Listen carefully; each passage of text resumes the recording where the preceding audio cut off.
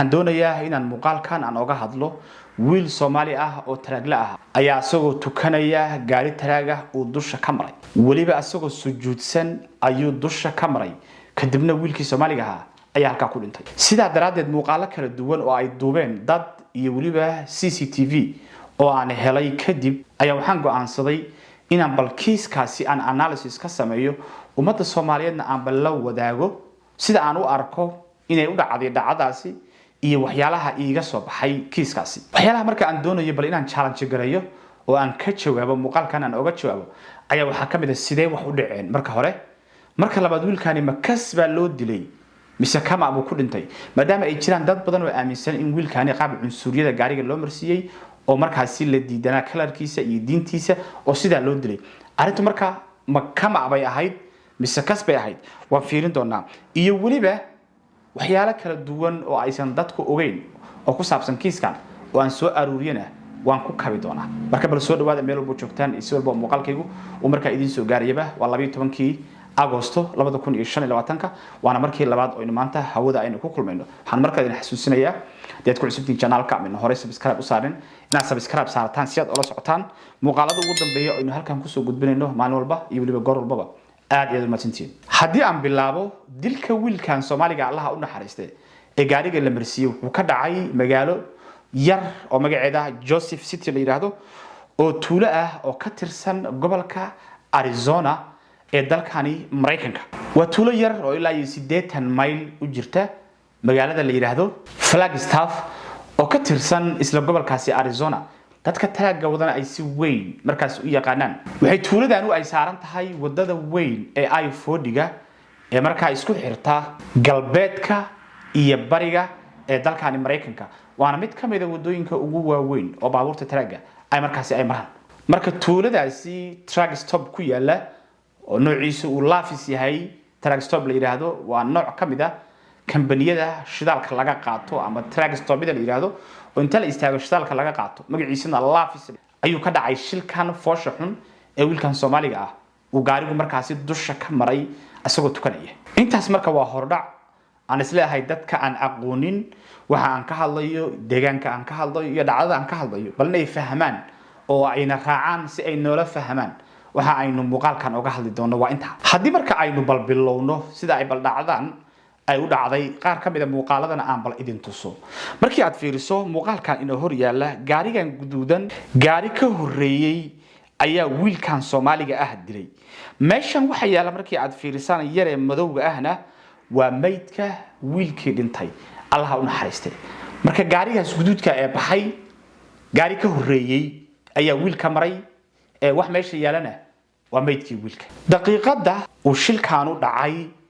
ayaa waxaad ka arkaysaa CCTV-dan waa 4:52 daqiiqo oo galabnimo ayaa wiilkan meeshan lagu jiiray sida ay qorayso dashcam-ka aynu ka arkayno muuqaalka laakiin arinta mucjisada ah ayaa waxay tahay wiilkan gaariga jiiray ma ahayn gaari dib u soo socday ee wuxuu ahaa gaari hore u socday waxa marka la isweydiinayaa si gaari hore u socday uu arki waayay qof hortiisa ku tukanaya ama sujuudsan ama ataxiyaadka u fadhiya oo kale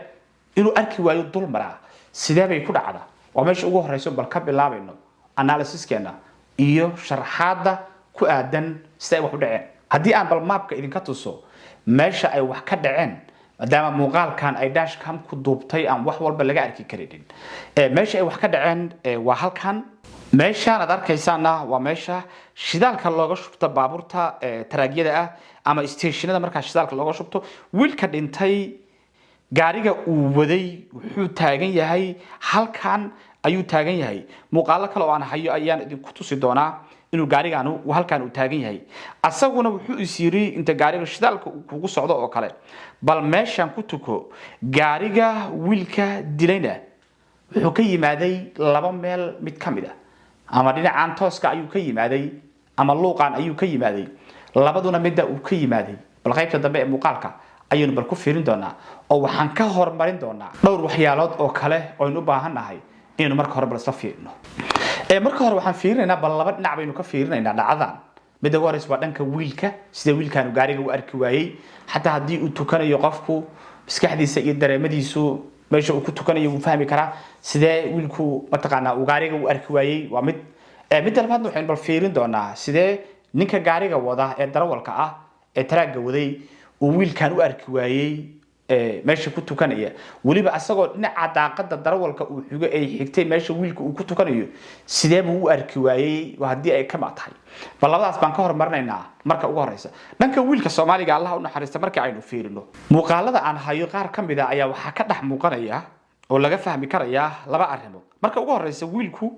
wuu sii jeeday oo dhinacan ayuu u sii jeeday oo gaariga gadaashiisa ayuu ka yimaaday marka labaadna waxaan aaminsanahay in wiilku uu sujuudsanaa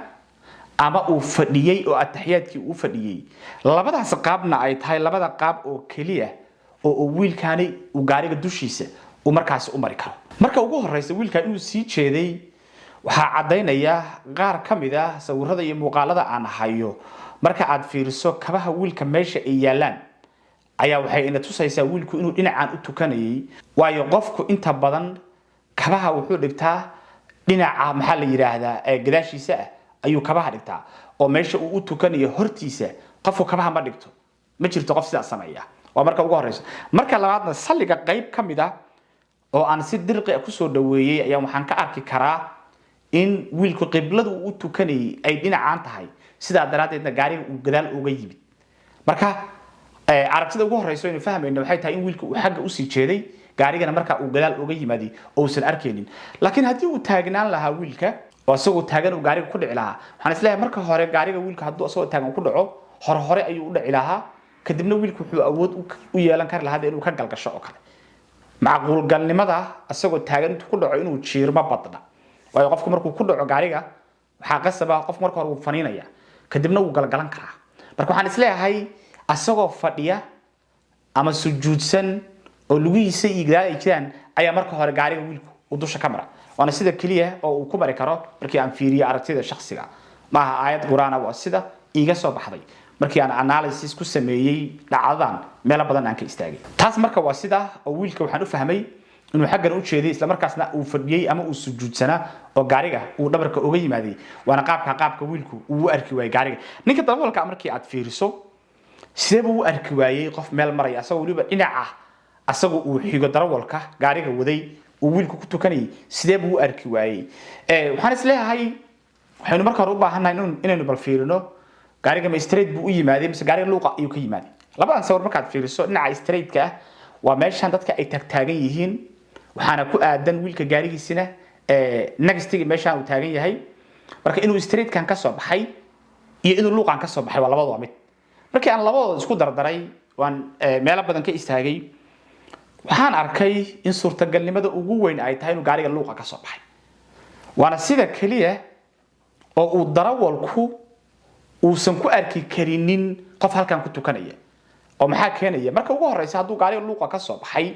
inta uu uga soo dhawaanayo gaariga uu wiilku ku ag tukanayo muu arki kara darawalku way gaariga ka xiga marka uu u soo dhawaadana wuxuu darawalku ka fakirayaa tareelihiisii dambe asagoo muraayada ka fiirinaya baabuurtu ka ilaalinaya usually qofku markuu koonahan oo kale uu ka soo baxo wuxuu aad busy ugu yahay qofku inuu tareelaha iyo muraayada fiiriso u fiiriyo in maxaa la yiraahdaa uu isku jiiday ama uu ku dhacay baabuurta line-kan uu ka soo leexanayo marka busy buu qofku gadaal inta badan ku yahay hore wax badan kama arki karayo marka waxaan isleeyahay asagoo busy darawalku ku ah muraayadaha dambe iyo baabuurta ama isku xogtaa qofka fadhiya inuu arko way adag tahay marka sidaas uu maray ayaan istusay markii aan aad arintan aan ugu fiirsay anigoo waliba fiirinaya experience-ga aan u leeyahay shaqadan muddo badan baan ka shaqeynayay aad baan u aqaanaa baabuurtan sida loo wado iyo xaaladaha ku hareereysan iyo waxa dhici karaya inta ugu badan dadka dhalinyarada ah cid yaraan ha ahaadaan baabuurtan dhaadheer wada ama cadaan ha ahaadaan ama madow ha ahaadaan cid doon ha ahaadaan dadka baabuurtan wada dad nolol doonaya weeye dadka inay dilaan doonaya ma mana jirtoba anigu almost muddo badan baan gaarigan waday darawal taraagla ah oo inta qof bastoolad ku dhuftay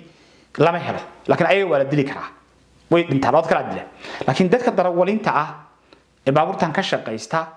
ha is caayaan laakiin inay is dilaan arrin very common ama waa arin aan absolutely aan dhicin weeye haday dhacdina waa arin aad u yar weeye isma laayaan waayo qofka baabuurkan wada waa qof nolol doonaya waa qof ambition leh waa qof rekoorkiisa uu san xumeyn hatta dadka rekoorkoodu aad ka xun yahay shaqooyinkan taraaga lama siiyo waa insurance sida diidaya dadka badan ka shaqeeya wada creditkoodii scorekoodii iyo historygoodu san xumeyn wada nolol doon ah wada caruur leh wada yar mustaqbal raadinaya inta ugu badan dad noocaas u badan yihiin hatta dadka waaweyn odayaasha wada dad bad records haysta kuma jiraan marka analysis-kayga shakhsiga waxaan isleeyahay wiilkan ma badana suurtagalnimada in kas loo dilay laakiin qaab kama ayaa loo dilay meel luuq ayuu ku tukanayay gaariga markuu saa u soo galiyay wuu fadhiyay oo muusan arki karin hoostiisa ayuu ku tukanayay darwalkuna wuxuu busy ku ahaa muraayadaha dambe iyo trailis ayuu busy ku ahaa sida ayuu gaarigu u maray laakiin waxaan aaminsanahay markii uu sii baxayay in darwalku uu arkay inuu qof dilay laakiin uu cararay midaas dambe waan aaminsanahay oo waxay noqonaysaa marka waxa la yiraahdo hit and run bay noqonaysaa marka qaybta dambe waxaan aaminsanahay inuu marka cararay markii uu arkay laakiin meesha dhan kaamirooyin baa ku xiran meel muu aadayo waa la soo qabanaya haddii aan arko kiiskan arrimaha dambe ee ku saabsan oo ay dawladdu war ka soo saarto weli baaritaan baa socda reportkii public lama keeninin bal reportka markii public la keeno ayaan aaminsanahay in muuqaalo la keeni doono oo ay dawladdu sharaxi doonto bal qaabka uu incidentigan ama accidentigan uu dhacay oo aynu bal dib ka fiirin doonaa muuqaalka intaasaan kusoo koobaya wiilkaas walaalka ah ilaahay subxaanahu wa tacaala u naxariisto wuxuu dhintay waqti aad iyo aad cajiib u ah ayuu dhintay waxayna muujinaysaa inuu mataqaanaa uu tawfiiqdii uu haystay ayay muujinaysaa isagoo musaafir ah isagoo salaad ku jira isagoo laga yaabo inuu mataqaanaa uu sujuudsanaa inuu dhintaa qof nasiib leh ayaa hela marka ilaahay subxaanahu wa tacaala baan u weydiinaya walaalka dhintay inuu jannatu firdaws oo ilaahay subxaanahu wa tacaala uu ku irsaaqo ehelkiisa iyo qaraabadiisa iyo asxaabtiisana waxaan u rajeynayaa ayaguna inay samri iimaan ilaahay subxaanahu wa tacaala uu ka siiyo walaalka dhintay dhalinyarada Soomaaliyeed maxaa la yiraahdaa ka shaqeeya businesskan waxaan ku waaninayaa inaysan meelaha ku tukan oo gaarigooda dhexdooda ay ku tukadaan inkastoo marka qaarkood ay dhacdo haddii ay team yihiin inuu qof jiifa oo qofka karnalka in lagu daaro oo albaabka oo la furo xoogaa ku adag tahay laakiin haddana haddii aad solo tihiin oo kale inta badanna hadda Soomaalidu solo u badan yihiin markii laga reebo dad dambe oo businesska ku cusub dhinaca West ka shaqeeya oo shirkadahan Hindida ay waxa u shaqeeya markii laga reebo Soomaalidu intooda badan waxay u badan yihiin inay markaasi owner ay yihiin baabuurta ayagu ay leeyihiin oo ay markaa kaligood ay wadaan marka kuwa ay kale waa condition kale marka waxaan dhihi lahaa iska ilaaliya ilaahay idinku ilaaliyo gaari gudihiisana it's most safer ayda ku tukada inta muuqaalkan ku soo koobaya inta dib isaga soo laabanayno waxaan idinka tagaysaa nabadino assalamu alaykum warahmatullahi ta'ala wabarakatuh